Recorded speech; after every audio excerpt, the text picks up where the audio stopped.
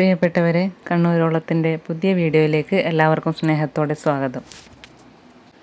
നമ്മളിന്ന് പോകുന്നത് കണ്ണൂരിലെ പ്രസിദ്ധമായ ഒരു മുത്തപ്പൻ ക്ഷേത്രത്തിലേക്കാണ്. വള്ളുവൻ കടവ് ശ്രീ മുത്തപ്പൻ ക്ഷേത്രത്തിലേക്ക്. മനോഹരമായ ഒരു ഗ്രാമത്തിലാണ് ഈ മുത്തപ്പൻ ക്ഷേത്രം സ്ഥിതി ചെയ്യുന്നത്. അവിടുത്തെ കാഴ്ചകളും അവിടെ എത്തുന്ന വഴിയും ആ വഴിയോര കാഴ്ചകളും ആ ഗ്രാമത്തിൻ്റെ ഭംഗിയും അതുപോലെ ആ ക്ഷേത്രത്തിൻ്റെ അത്ഭുതപ്പെടുത്തുന്ന നിർമ്മാണവും എല്ലാം പറഞ്ഞറിയിക്കാൻ പറ്റാത്തതാണ്. ഈ പുഴയുടെ സൈഡിലുള്ള ഈ റോഡിലേക്ക് കൂടിയാണ് മുത്തപ്പൻ ക്ഷേത്രത്തിലേക്ക് എത്തുന്നത്. കണ്ണൂരിൽ നിന്ന് പോകുമ്പോൾ കണ്ണൂരിൽ നിന്ന് കക്കാട്, പുല്ലൂപ്പിക്കടവ്, അത് കഴിഞ്ഞിട്ടാണ് ഈ വള്ളുവൻകടവ് മുത്തപ്പൻ ക്ഷേത്രം. കണ്ണാടിപ്പറമ്പ് എന്ന സ്ഥലത്താണ് ഇത് സ്ഥിതി ചെയ്യുന്നത്. പുല്ലൂപ്പിക്കടവ് ഞാൻ അന്നൊരു ടൂറിസ്റ്റ് പോയിൻ്റ് ഞാൻ കാണിച്ചിരുന്നു, ഒരു പാർക്കിലായിട്ടുള്ള.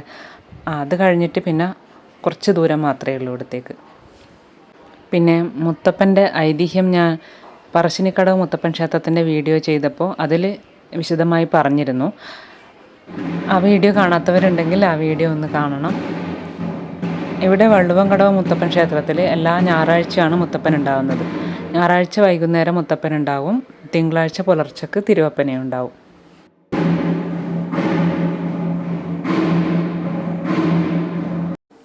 ക്ഷേത്രത്തിൽ കയറുന്നതിന് മുന്നേ ഇവിടെ കയറി തൊഴണം. ഇവിടെ വിളക്കൊക്കെ വെക്കുന്നതാണ്. ഇവിടെയാണ് ആദ്യം തൊഴുതിട്ട് പോകേണ്ടത്. മുത്തപ്പൻ ഇറങ്ങി മുത്തപ്പൻ്റെ തോറ്റാണ് ഇപ്പം നമ്മൾ കേൾക്കുന്നത്.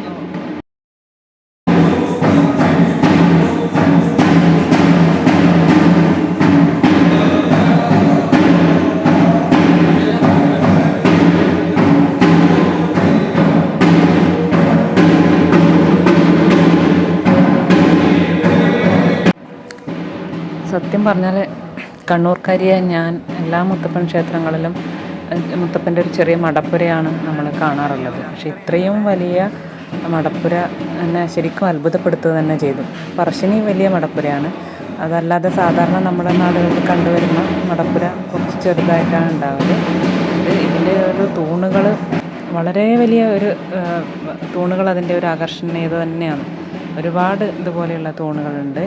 പിന്നെ അതുപോലെ അതിൻ്റെ ചുമരുകളായാലും പടികളായാലും എല്ലാം വളരെ വ്യത്യസ്തമാണ്. വളരെ ആശ്ചര്യം തോന്നുന്നത്ര വലിപ്പവും വിസ്താരവും ഉള്ളതാണ്.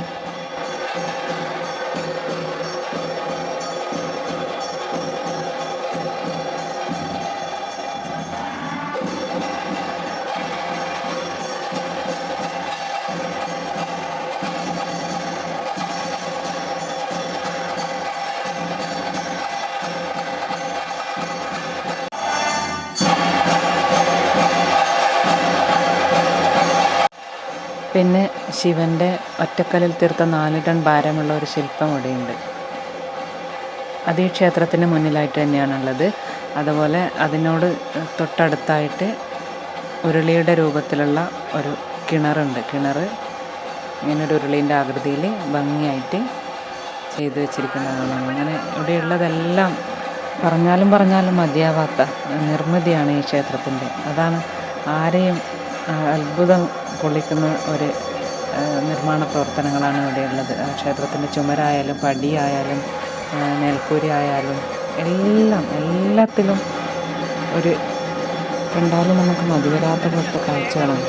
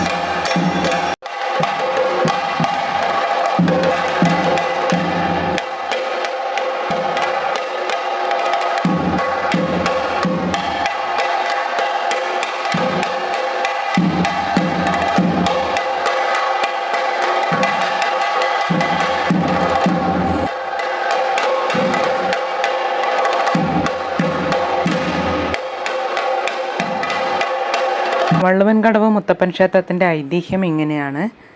പുതിയ വളപ്പിൽ തറവാട്ടിലെ പൂർവിക ഗുരു ഒരിക്കൽ പുഴയോരത്ത് നിൽക്കവേ പുഴയിലെ വെള്ളത്തിന് മുകളിൽ നിന്ന് മത്സ്യവേട്ട നടത്തുന്ന മുത്തപ്പൻ്റെ തിരുരൂപം ദർശിക്കാനിടയായി. ഈ സംഭവത്തിന് ശേഷം കാരണവർ തൻ്റെ വാസസ്ഥലം പൊടിക്കളമായി സങ്കല്പിച്ച് മുത്തപ്പന് നിവേദ്യങ്ങൾ അർപ്പിച്ചു പോന്നു. തറവാട്ടിലെ ഈ പൂർവിക ഗുരുവിൽ സംപ്രീതനായ മുത്തപ്പൻ അദ്ദേഹത്തിന് ദർശന സൗഭാഗ്യങ്ങൾ അരുളുകയും തുടർന്ന് തൻ്റെ ഇഷ്ട സങ്കേതമായി തിരഞ്ഞെടുക്കുകയും അവിടെ കുടികൊള്ളുകയും ചെയ്തു. അങ്ങനെ കാരണവർ അവിടെ മടപ്പുര കെട്ടി മുത്തപ്പനെയും തിരുവപ്പനെയും കെട്ടിയാടിച്ചു. ഇങ്ങനെയാണ് ഈ ക്ഷേത്രത്തിൻ്റെ ചരിത്രം. ഈ പരിപാവന ഭൂമിയിൽ ഗുരു കാരണവർ ഒരുക്കിയ ദേവസ്ഥാന സങ്കല്പങ്ങളെ മുൻനിർത്തി കാലത്തിനനുസൃതമായ പുനർനിർണയത്തിലൂടെ മടപ്പുരയും മറ്റ് ദേവസ്ഥാനങ്ങളും മുത്തപ്പൻ്റെ വരപ്രസാദം കൊണ്ട് നിർമ്മിക്കാൻ കഴിഞ്ഞു. അങ്ങനെയാണ് നമ്മൾ ഇന്ന് ഈ കാണുന്ന കടുത്ത ആരാധനയോടും അത്ഭുതത്തോടും മാത്രം നോക്കിക്കാണാൻ കഴിയുന്ന ഈ ക്ഷേത്രമുണ്ടായത്.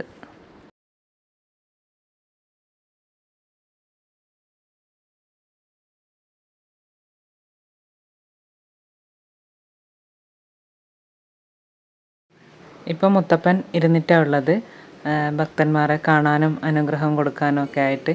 അപ്പോൾ അതുകൊണ്ടാണ് ഈ ചെണ്ടയുടെ ശബ്ദം ഇപ്പോൾ ഇല്ലാത്തത്. ആ സമയത്തിന് നമ്മൾ ആ ചുറ്റിലുള്ള ആ മതിലൊക്കെ അതിൻ്റെ ഇവിടുത്തെ ചരിത്രവും മുത്തപ്പൻ്റെ ഐതിഹ്യമൊക്കെ എഴുതി വെച്ചിട്ടുണ്ട്. അതൊക്കെ നമ്മൾ നോക്കി.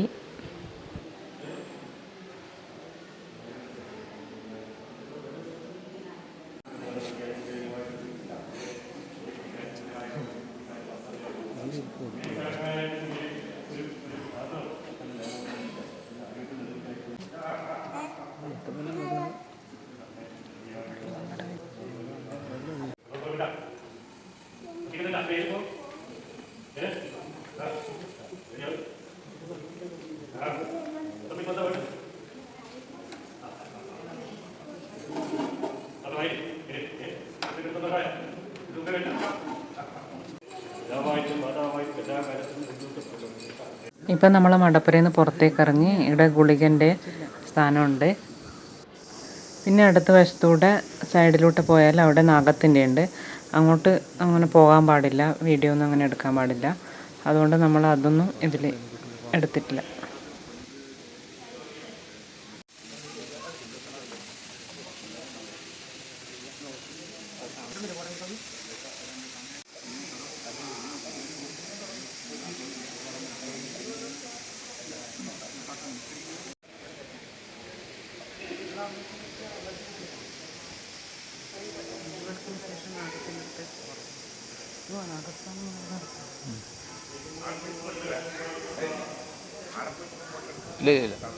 പിന്നെ നമ്മൾ പ്രസാദം വാങ്ങാനാണ് പോയത്. മുത്തപ്പൻ്റെ പ്രസാദം എല്ലാവർക്കും അറിയായിരിക്കും. കടലയും പിന്നെ തേങ്ങാപ്പൂളൊക്കെ ഇട്ടിട്ടുള്ള. ഇവിടെ പ്രസാദം തരുന്നത് കവുങ്ങിൻ്റെ പാള കൊണ്ട് ഉണ്ടാക്കിയ ഒരു പാത്രം പോലെയുള്ള സാധനത്തിലാണ് നമുക്ക് പ്രസാദം തരിക. അങ്ങനൊരു പ്രത്യേകതയുണ്ട്. ഇവിടെ വഴിപാട് കൗണ്ടറാണ്. എല്ലാ മുത്തപ്പൻ മടപ്പുരയിലും ഉള്ളതുപോലെ പൈങ്കുറ്റി വെള്ളാട്ടം, മൂട്ടൻ വെള്ളാട്ടം, അങ്ങനെയുള്ള വഴിപാടുകളൊക്കെ ഉണ്ട്. പിന്നെ മീനമൃത് പ്രത്യേക ഒരു വഴിപാടാണ്.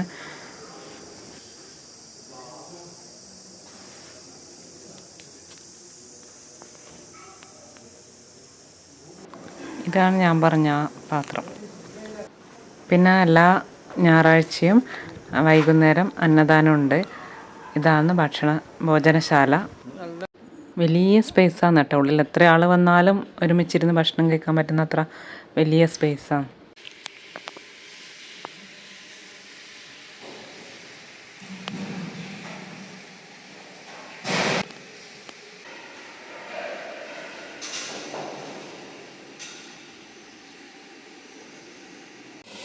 അങ്ങനെ നമ്മൾ അവിടുന്ന് ഭക്ഷണമെല്ലാം കഴിച്ച് രാത്രി അവിടുന്ന് മടങ്ങി. പിറ്റേ ദിവസം രാവിലെ നമ്മൾ തിരുവപ്പനെ കാണാൻ പോയിരുന്നു. അപ്പോൾ ഇരുന്നിട്ടാണ് ഉണ്ടായിരുന്നത്. കളിയാട്ടം വീഡിയോ എടുക്കാൻ പറ്റിയില്ല. നമ്മൾ കുറച്ച് സമയം വെയിറ്റ് ചെയ്തു. പക്ഷേ ആളുടെ തിരക്ക് കാരണം നമുക്ക് തിരുവപ്പനേൻ്റെ കളിയാട്ടം എടുക്കാൻ പറ്റിയിട്ടില്ല.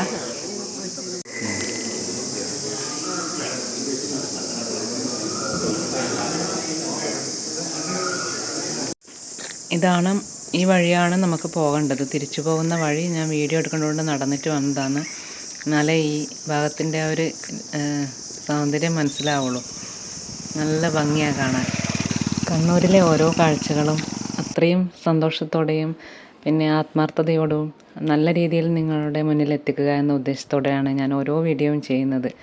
അതിന് നിങ്ങളുടെ തുടർന്നും അതുപോലെയുള്ള വീഡിയോകൾ ചെയ്യാൻ നിങ്ങളുടെ സപ്പോർട്ട് ഉണ്ടാവണം. സബ്സ്ക്രൈബ് ചെയ്യണം. വീഡിയോ ഇഷ്ടമാകുമ്പോൾ ലൈക്ക് ചെയ്യണം. പിന്നെ നിങ്ങളുടെ അഭിപ്രായങ്ങൾ കമൻറ്റായി എഴുതണം. പിന്നെ ഫ്രണ്ട്സിനും ഫാമിലിക്കൊക്കെ ഷെയർ ചെയ്ത് കൊടുക്കണം. Thanks for watching my video.